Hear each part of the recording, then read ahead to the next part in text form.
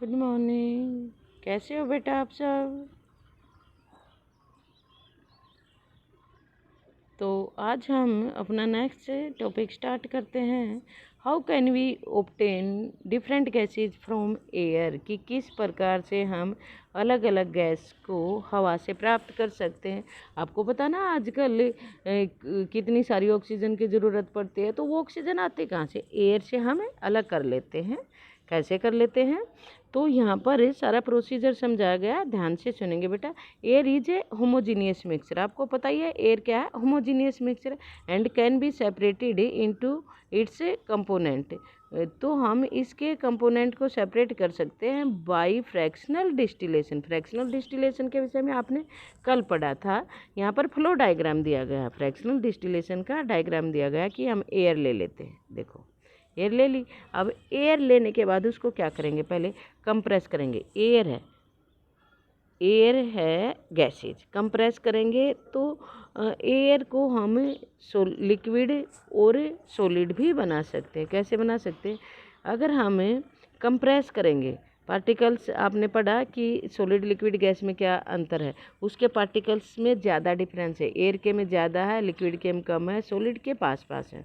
तो कंप्रेस करेंगे तो जो एयर के पार्टिकल्स हैं वो पास पास आ जाएंगे। कंप्रेस करेंगे तो कंप्रेस किया और कूल करेंगे by increasing pressure and decreasing temperature. Cool कैसे करेंगे? प्रेशर को बढ़ा देंगे और टेम्परेचर को कम कर देंगे। तो एयर जो वेपर स्टेट में थे किस में आ गई? लिक्विड स्टेट में। ठीक है बेटा। अब लिक्विड स्टेट में आ गई तो इसको धीरे धीरे हम हीट करेंगे। Allow to warm slowly. देखो कितना स्लोली। कहाँ करेंगे? In fractional distillation column. Fractional distillation column में करेंगे। Gases get separated at different heights. अलग अलग हाइट पर वो सेपरेट हो जाती हैं। कैसे हो जाते हैं? पहले बॉइलिंग पॉइंट देख लेते हैं। ऑक्सीजन का बॉइलिंग पॉइंट देखो बेटा, -183, माइनस 0 से नीचे जा रहा है 183। आर्गोन का क्या है? -186, यानी कि इससे 3 कम है, माइनस में है तो कम है। और नाइट्रोजन का 196। ठीक है। एयर की क्या है? ये 20.9 एक्यूरेट, ये 78.1। वैसे हम इसको 78 बोल देते हैं, इसको 21 बोल देते हैं, ये अप्रोक्सीमेट बोलते हैं। और आर्गोन क्या है? 0.9% है। तो क्लियर हो गया बेटा आपको कि किस तरीके से हम करते हैं। कौन सा सिर्फ क्लियर क्या हुआ है? अभी क्लियर हुआ है कि ऑक्सीजन का टेम्परेचर आर्गोन से ज़्यादा है और नाइट्रोजन से भी ज़्यादा है। आर्गोन का ऑक्सीजन से कम है जबकि नाइट्रोजन से ज़्यादा है। सिर्फ बॉइलिंग टेम्परेचर में जो डिफरेंस दिखाया हमने, सिर्फ वो बता रहे हैं। अब देखो कि इसको कैसे किया जाता है। If we want oxygen gas from air, यदि हमें ऑक्सीजन की ज़रूरत है एयर से, we have to separate out all the other gases present in the. तो हम ने जो दूसरी गैसेज हैं वो भी सेपरेट करनी होंगी। द एयर इज कंप्रेस्ड, तो इसके लिए हम एयर को कंप्रेस कर लेते हैं। कैसे कंप्रेस करेंगे? By increasing pressure and it cooled. और कूल कैसे करेंगे? Decreasing the temperature. तो क्या हो जाएगी? ये लिक्विड हो जाएगी। द लिक्विड एयर, फिर लिक्विड एयर को धीरे धीरे गर्म करेंगे slowly in frictional distillation column depending upon their boiling points. उनके बॉइलिंग पॉइंट्स के आधार पर gate separated at different Heights. तो ये अलग अलग हाइट पर सेपरेट हो जाती हैं। तो इसके लिए यहाँ पर आंसर क्या बने? Arrange the gases present in air is increasing order of the there boiling points. Boiling points के हिसाब से इंक्रीजिंग, पहले नाइट्रोजन का है सबसे कम है, फिर आर्गोन का है, फिर ऑक्सीजन का। तो इंक्रीजिंग ऑर्डर में लगा देंगे। Which was form the liquid first as the air is cooled. जैसे ही हम एयर को ठंडी करेंगे तो सबसे पहले कौन कूल हो, कौन आप बताओ? जब हम ठंडी कर रहे हैं तो सबसे पहले लिक्विड कौन बनेगा? बताओ बेटा। माइनस में जा रहा है बेटा।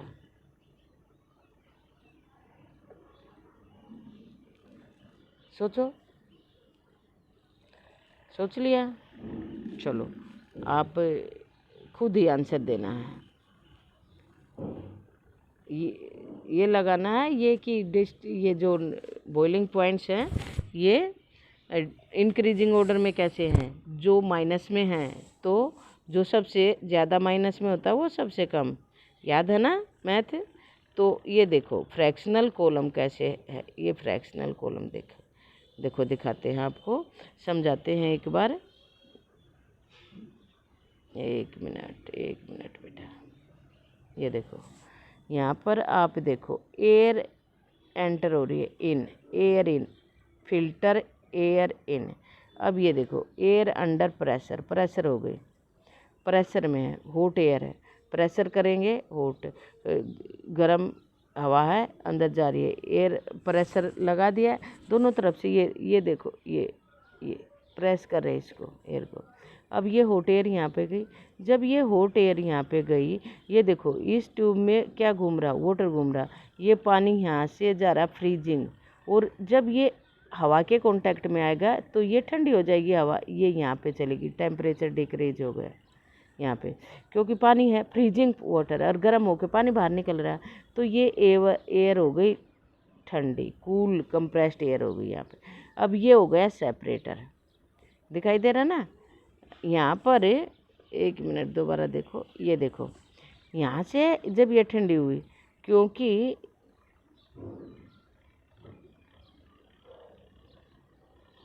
ये बिल्कुल ठंडी हो गई, तो जो ठंडी हुई यहाँ से निकल गई बाहर अपनी carbon dioxide out as dry ice के रूप में, ठीक है।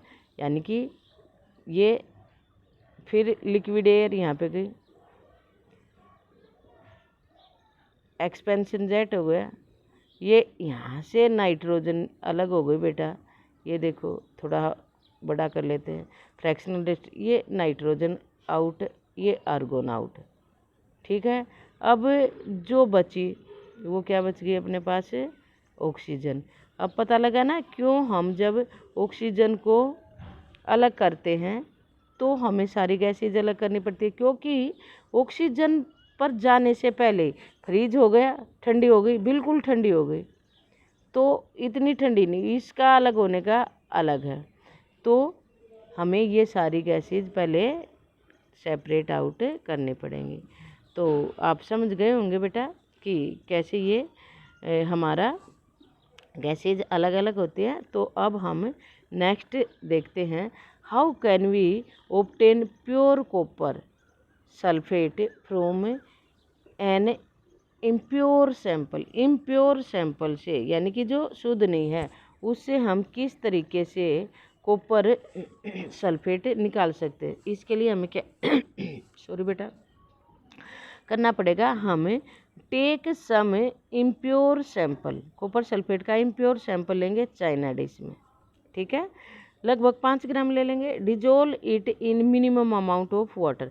और कॉपर सल्फेट नीलात होता कि हम कॉपर सल्फेट को पहले क्या करेंगे, कम से कम पानी में घोलेंगे, जितने कम में घुल जाए, फिर उसको फिल्टर करेंगे कि इम्प्योरिटी बाहर रह जाए।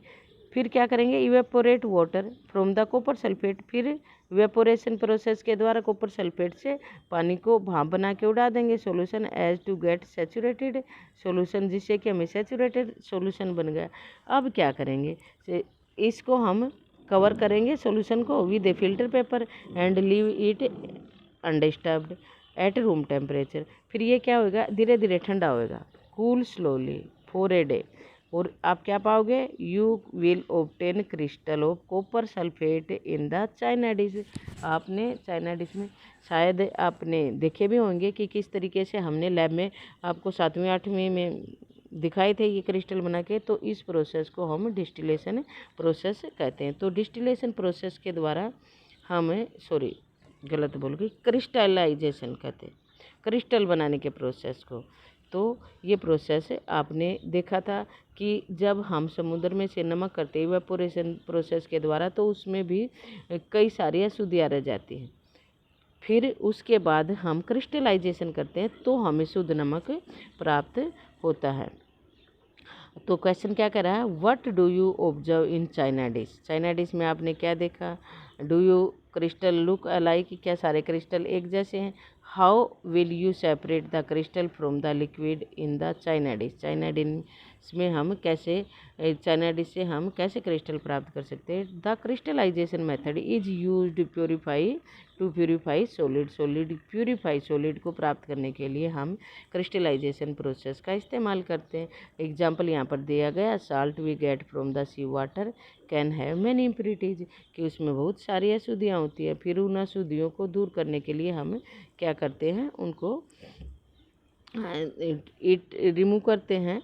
और रिमूव करने के लिए क्या करते हैं, to remove these impurity the process of crystallisation is used. तो क्रिस्टलाइजेशन प्रोसेस का हम इस्तेमाल करते हैं। Crystallisation is a process to separate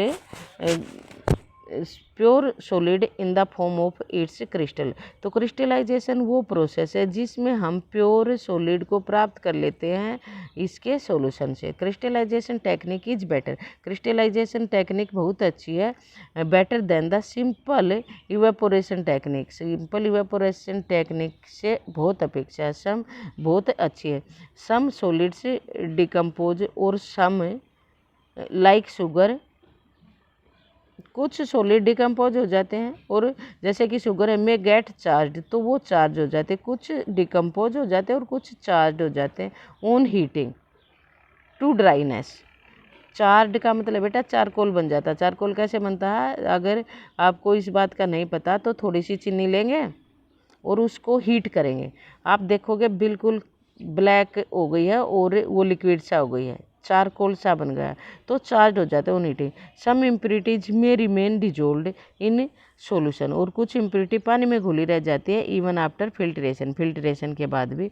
तो ये प्रोसेस सबसे अच्छा है क्रिस्टलाइजेशन का। On evaporation these contaminate the solid. तो इवेपोरेशन पर तो ये सॉलिड को कंटामिनेट कर देते हैं, यानी कि दूषित कर देते हैं। तो इसकी एप्लीकेशन क्या है बेटा, कहाँ पर ये इस्तेमाल होता है, प्यूरिफिकेशन ऑफ साल्ट। तो साल्ट का जो प्यूरिफिकेशन है, शुद्धिकरण है, we get from water sea water, जिससे हम सी वाटर से प्राप्त करते हैं। तो प्यूरिफिकेशन ऑफ साल्ट के लिए हम इसका इस्तेमाल कर सकते हैं। सेपरेशन ऑफ क्रिस्टल ऑफ अलम, अलम से हम उसके क्रिस्टल को अलग करने के लिए कर सकते हैं। अलम क्या होता है, फिटकरी होता है, जिसको फिटकरी बोलते हैं, जिसको शेविंग के बाद हम जो आपने देखे होंगे पापा शेविंग के बाद ऐसे ऐसे घिसते हैं।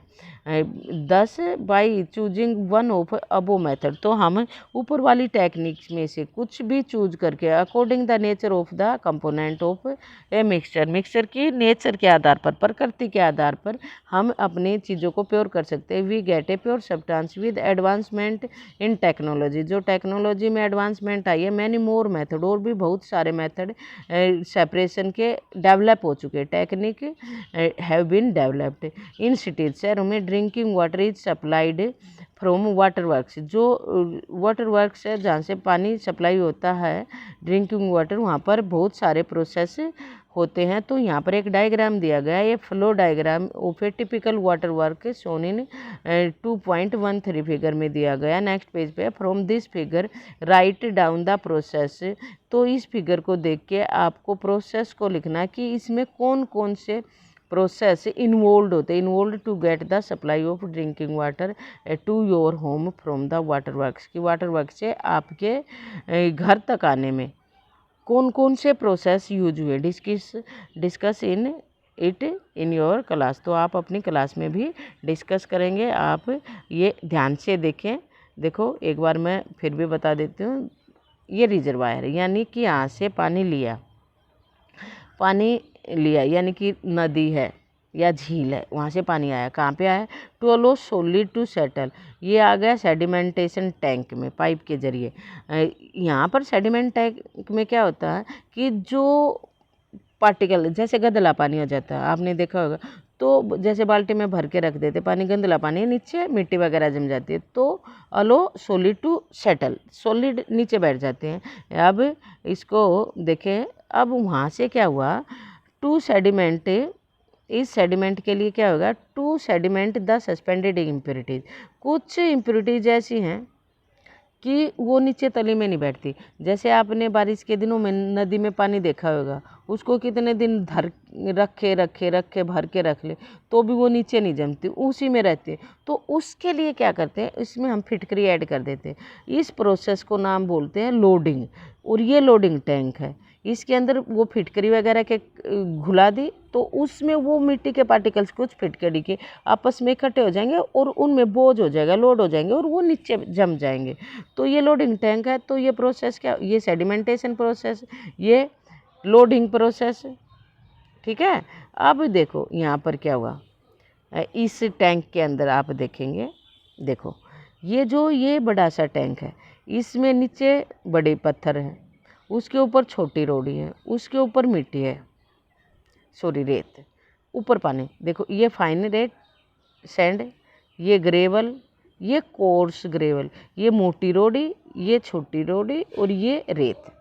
यहाँ पे पानी भरा हुआ, पहले पानी इसमें से छन के नीचे जाएगा, ऊपर से रास्ता नहीं है, इसमें नीचे से रास्ता जाने का, ठीक है।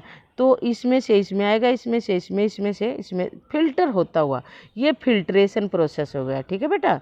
अब देखो फिल्ट्रेशन प्रोसेस हो गया, तो फिल्ट्रेशन प्रोसेस होने के बाद ये chlorination to kill bacteria, chlorination, इस पानी में क्लोरीन मिला देते हैं या ब्लीचिंग पाउडर मिला देते हैं, तो क्लोरीनेशन हो जाता है। तो इससे क्या होता है, बैक्टीरिया वगैरह मर जाते हैं और इस प्रकार से फिर ये शुद्ध पानी आपके घरों में पहुंच जाता है। तो ये आपने यहाँ पर प्रोसेस देखा।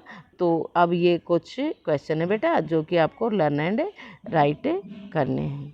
थैंक यू बेटा, आज के लिए बस इतना ही।